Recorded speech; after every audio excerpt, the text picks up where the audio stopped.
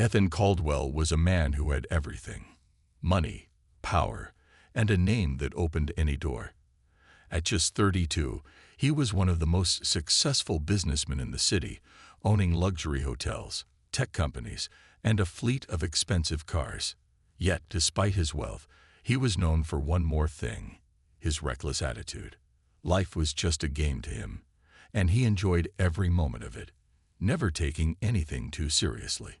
One evening, Ethan found himself at an exclusive club with his closest friends, all wealthy men like him. They sat around a private lounge, sipping expensive drinks and laughing about the latest gossip in their circles. Then, as always, the conversation turned into a challenge. One of Ethan's friends smirked and leaned forward. "You think you've done it all, Ethan. But I bet you wouldn't do something truly insane," he said. Ethan raised an eyebrow, intrigued. "Oh, and what would that be?" "Marry a woman off the streets," his friend said, chuckling. "Not just a dinner or a date. I mean a real marriage. Find a homeless woman and make her your wife. For at least 6 months." The table erupted in laughter. It was an outrageous idea, something only a madman would do. But Ethan wasn't one to back down from a challenge. He leaned back in his chair, considering it for a moment. 6 months. That was nothing. He had been in meaningless relationships for longer than that. "And what do I get if I do it?" he asked with a grin. "Bragging rights, for one. And let's make it interesting. $5 million if you stay married for the full 6 months, his friend added. Ethan smirked. Money wasn't the issue, but the challenge excited him. He loved proving people wrong. More than that, he loved winning. So without hesitation, he raised his glass. "You've got yourself a deal." The next morning, Ethan was still amused by the ridiculous bet. He had no intention of falling in love or making a real commitment.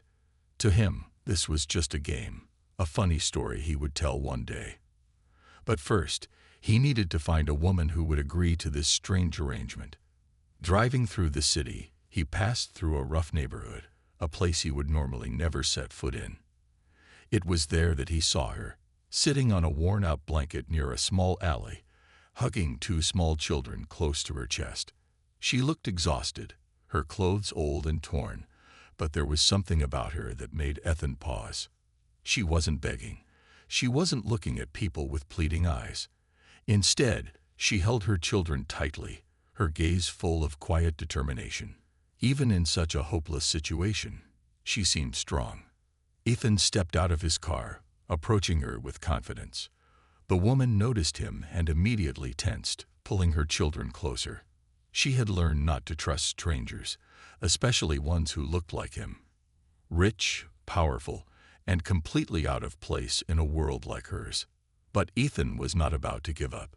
He had made a bet, and he always played to win. The woman looked at Ethan with suspicion, her arms wrapped protectively around her children.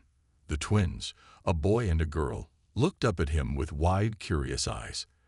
They were small, no older than 4 or 5, their clothes worn, and too thin for the cold morning air. Ethan had expected the woman to ask for money, to see desperation in her eyes, but instead he saw something else: pride. She didn't speak first. She just stared at him, waiting. Ethan, used to people fawning over him, found it strangely unsettling. He cleared his throat and slipped his hands into his pockets. "I have a proposition for you," he said smoothly. The woman didn't react, just tightened her grip on her children. Ethan wasn't sure she was going to run, so he quickly continued, "I want you to marry me." That got a reaction. Her eyes widened, then narrowed, as if he had just said something ridiculous. "Is this a joke?" she asked, her voice quiet but firm. "No joke. A real marriage. You and your kids will have a place to stay, food, clothes, everything you need. And after 6 months, if you want to leave, you can," Ethan said. The woman let out a dry, humorless laugh. "People like you don't just offer things like this for no reason. What's the catch?" Ethan wasn't about to tell her the truth, that this all started as a bet. Instead, he gave her a half-truth. Let's just say I need a wife for a while. You need help, and I need someone to play the part. It's a fair deal. She didn't answer right away.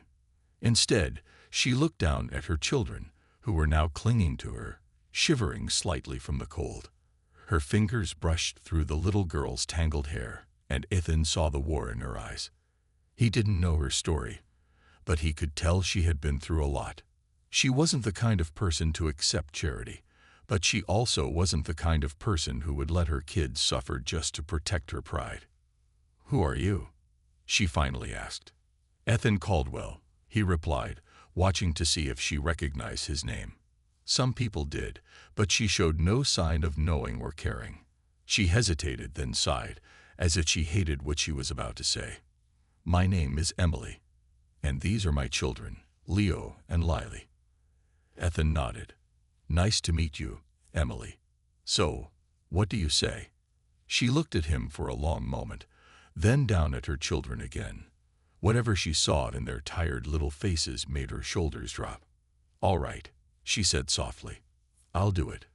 Ethan smiled, satisfied. He had won the first step of the bet, but what he didn't realize was that this deal, one he thought was just a game, was about to change his life forever. The moment Emily stepped into Ethan's mansion, she felt completely out of place. The house was massive, with high ceilings, shining marble floors, and expensive furniture that looked like it had never been touched. It was nothing like the cold streets she had called home for the past few years. Leo and Lily clung to her sides, their little hands gripping her clothes as they stared in awe at the giant chandelier hanging from the ceiling. Ethan watched them with amusement. "Welcome home," he said casually, tossing his car keys onto a nearby table. Emily didn't respond. She wasn't sure if this place could ever feel like home. She had agreed to this strange arrangement for the sake of her children, but she couldn't shake the feeling that she had just made a deal with the devil. A woman in a neat uniform approached them with a warm smile. "Mr. Caldwell, shall I prepare rooms for our guests?" "Yeah, give them whatever they need," Ethan said, already loosening his tie. "And get the kids some new clothes. They look like they could use them." Emily stiffened at his words. She knew he wasn't trying to be insulting, but it still stung. She had done everything she could to take care of her children, but life had been cruel. Swallowing her pride, she nodded at the woman. "Thank you." The housekeeper, who introduced herself as Mrs. Carter, led them down a long hallway. Emily held her children's hands tightly as they followed. She couldn't believe this was really happening. Just yesterday, she had been sleeping on the cold ground, wondering if she would be able to find food for her children. Now she was walking through a house that looked like a palace. Their rooms were bigger than anything Emily had ever lived in before. The bed was soft, the blankets warm, and the bathroom had more soap and shampoo than she had seen in years. Leo and Lily jumped onto the bed, giggling as they sank into the fluffy pillows. For the first time in a long time, they looked happy. Emily sat at the edge of the bed, her hands gripping the fabric of her dress. Was she doing the right thing? Could she really trust Ethan? As if he could hear her thoughts, there was a knock on the door. She turned to see Ethan standing in the doorway, looking completely at ease. "Everything all right?" Emily hesitated before nodding. "Yes, thank you." Ethan smirked. "Good. We'll be having dinner in an hour. Try not to be late." With that, he turned and left. Emily let out a breath she didn't realize she had been holding. She had stepped into a new world, one full of uncertainty. She didn't know what the next 6 months would bring, but one thing was clear. This was only the beginning. The first few days in the mansion felt strange for Emily. She wasn't used to sleeping in a warm bed, eating 3 meals a day, or having people treat her with respect. The house was so big that she often felt lost, and the silence made her uneasy. She had spent so long on the streets, always listening for danger, that now, in this peaceful home, she didn't know how to relax. Leo and Lily, on the other hand, were adjusting quickly. They ran through the halls, laughing as they explored every corner of the house. Mrs. Carter, the housekeeper, took a special liking to them, making sure they had everything they needed. She even brought them books and toys, something they had never really had before. Watching her children smile again filled Emily's heart with relief. Ethan, however, was a different story. He was rarely home. Most of the time, he was either at work or out at social events. When he was around, he barely spoke to Emily, acting as if she was just another guest in his house. It was clear that, to him, this was just an arrangement, not a real marriage. But Emily didn't mind. She wasn't here for love.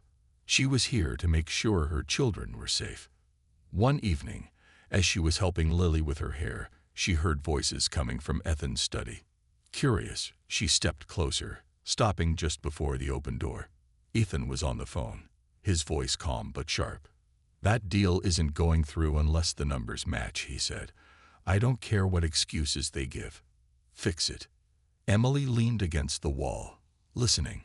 She had spent years in the business world before her life fell apart, and she could tell from the way he spoke that he was handling something big. His voice carried confidence and authority, something she once had but had lost over time. A few moments later, Ethan ended the call and turned around, surprised to see her standing there. "Eavesdropping?" he asked, raising an eyebrow. Emily shook her head. "Just passing by. I didn't mean to listen." Ethan smirked. "You could have fooled me." She hesitated for a moment before saying, "The numbers on that deal, if they're not matching, you might want to check the supplier invoices. Sometimes they overcharge without making it obvious." Ethan stared at her, surprised. "And you know this how?" Emily hesitated, then shrugged. "I used to run a business, a long time ago." Ethan narrowed his eyes, intrigued. "What kind of business?" She hesitated again, debating whether to tell him. But before she could answer, Lily called for her, pulling her away from the conversation. Ethan watched her go, a thoughtful expression on his face. He had married Emily on a bet, thinking she was just another homeless woman with no story to tell. But now, for the first time, he realized he might have been very, very wrong. Ethan couldn't get Emily's words out of his head. How did a homeless woman know so much about business? The way she had spoken, the confidence in her voice, it wasn't something an ordinary person would say. There was more to her than she was letting on. Curiosity got the best of him. The next day, while he was at his office, he called his private investigator. "I need you to look into someone for me," he said, leaning back in his chair. "Her name is Emily Dawson. Find out everything you can about her past." As he waited for answers, Ethan started paying more attention to Emily. She was different from anyone he had ever met. Despite coming from the streets, she carried herself with grace and dignity. She never asked for anything, never complained, and always put her children first. One evening, he found her in the library, flipping through a book on economics. He watched from the doorway for a moment before stepping inside. "Didn't expect you to be interested in that," he said casually. Emily looked up, startled. "Old habits," she admitted. "I used to love reading about business before." She trailed off, as if stopping herself from saying too much. "Before what?" Ethan asked, sitting across from her. Emily hesitated, then shook her head. "It doesn't matter anymore." But Ethan wasn't convinced. He wanted to know more. And soon, he got his answer. A few days later, his investigator called. "You won't believe what I found," the man said. Emily Dawson wasn't always homeless. She was once one of the most promising young entrepreneurs in the city. She built a successful company from the ground up. Ethan sat up straight, shocked. "Then what happened?" "She was framed," the investigator continued. "Her business partner, who was also her fiancé at the time, set her up for fraud. He transferred money illegally using her name and then made sure she took the blame. She lost everything, her company, her reputation, and even her home. By the time the truth started coming out, it was too late. No one wanted to give her a second chance." Ethan's jaw tightened. He had assumed Emily was just an unlucky woman who had fallen on hard times. But now he saw the truth. She had been betrayed and abandoned, forced to struggle alone with 2 children. That night, he found her sitting in the garden, watching Leo and Lily play. He walked over and sat beside her. "I know what happened to you," he said quietly. Emily froze, her hands clenching. "What are you talking about?" "I know about your company. I know how you lost everything," he said, watching her carefully. For the first time, Emily looked afraid, not for herself, but for her children. "Are you going to send us away?" she asked in a small voice. Ethan exhaled slowly. He had started this marriage as a joke, a silly bet with his friends. But now, looking at the woman beside him, he realized something. He no longer saw her as a game. "No," he said firmly. "I'm not sending you anywhere." Emily looked at him, searching his face for the truth, and for the first time since they met, she saw something in his eyes that she never expected: genuine concern. Emily sat in silence, staring at Ethan. She had spent years hiding her past, believing no one would ever care about the truth. And yet, here he was, looking at her with something she couldn't quite understand: concern, curiosity, maybe even regret. "How much do you know?" she finally asked. Ethan leaned back, his hands resting on his knees. "Enough to know you were wronged. Enough to know you didn't deserve what happened to you." Emily let out a bitter chuckle. "That didn't stop the world from turning its back on me." Ethan was quiet for a moment. He had always believed that money and power controlled everything. But Emily's story was proof that even the strongest people could be destroyed if they didn't have someone to stand by them. "You built something once," he said, looking at her. "You can do it again." Emily shook her head. "It's not that simple. No one trusts me anymore. No one will invest in someone with my history." Ethan smirked. "I would." Emily's head snapped up. "What?" "You heard me," he said. "You still have the knowledge, the experience. I can help you get back on your feet." Emily's heart pounded. She had dreamed of rebuilding her life, of proving herself again. But she had learned the hard way that trusting people could be dangerous. "Why would you do that?" she asked cautiously. Ethan hesitated. He wanted to say it was just business, that he saw potential in her. But the truth was, it was more than that. Somewhere along the way, this woman, who was supposed to be just a part of a bet, had become someone he respected. Someone he wanted to help, not out of pity, but because she deserved it. "Because I believe in second chances," he finally said. Emily studied him, searching for any sign of a trick, but she found none. For the first time in years, someone was offering to help her without expecting anything in return. Before she could respond, Leo and Lily ran up to her, laughing as they held out flowers they had picked from the garden. "Mommy, look," Lily said, handing her a small white flower. Emily smiled, taking the flower gently. "It's beautiful, sweetheart." Ethan watched the moment between them, something stirring inside him. He had never cared much for family, had never even considered having one. But seeing Emily with her children, seeing the love and strength in her eyes, it made him wonder if he had been missing something all along. Emily turned back to him, her expression softer now. "If you're serious about helping me, I won't say no," she said quietly. "But I don't want charity. If I do this, I want to earn it." Ethan nodded. "That's exactly what I was hoping you'd say." For the first time since their strange marriage began, Emily felt something she hadn't in a long time: hope. And for the first time, Ethan felt something unfamiliar, something that had nothing to do with business or winning a bet. He didn't just want to help Emily. He wanted to see her succeed. The next few weeks were unlike anything Emily had expected. Ethan stayed true to his word. He didn't offer her charity, but he gave her an opportunity. He introduced her to some of the best business minds in the city, helped her set up meetings, and even gave her access to resources she hadn't had in years. But he never handed her anything for free. Every decision, every step forward, she had to fight for. Emily worked harder than she had in years. Late nights, early mornings, and endless planning filled her days.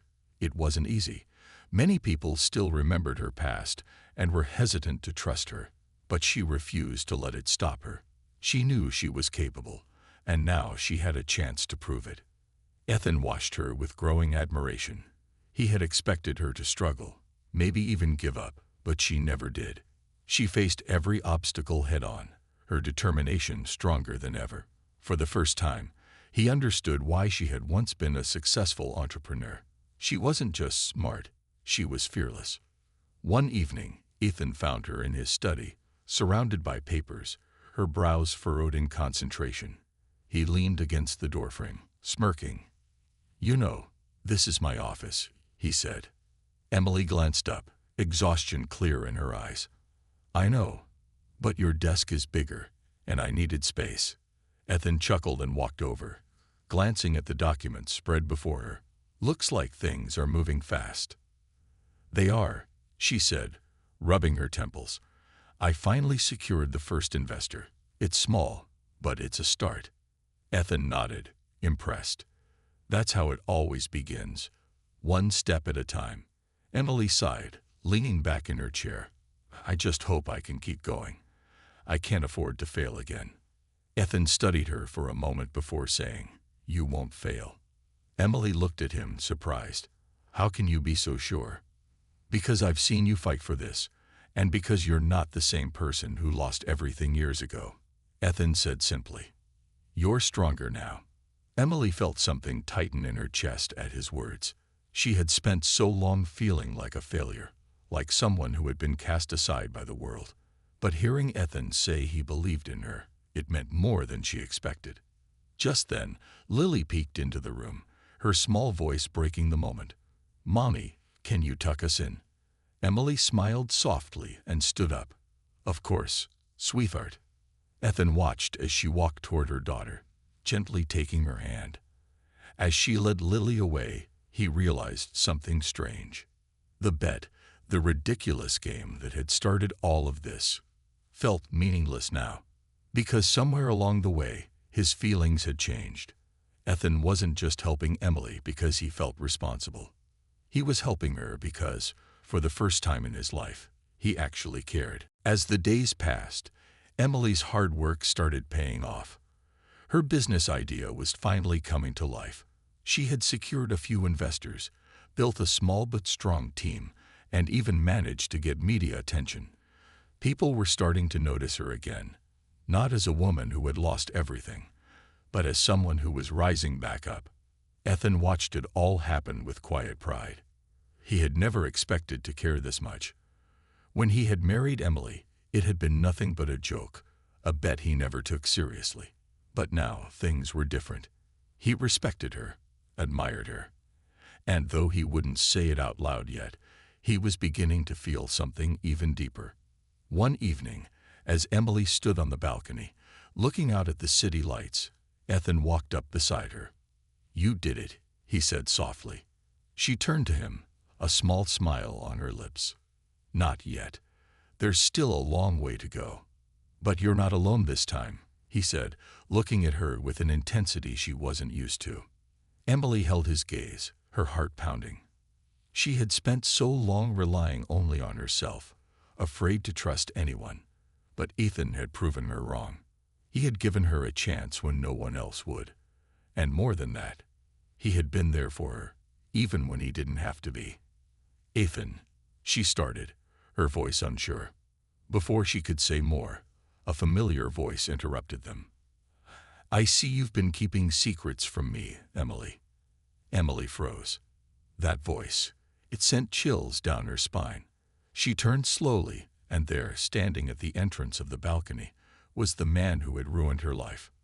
Ryan Carter, her former fiancé, the man who had framed her, stolen everything from her, and left her to suffer.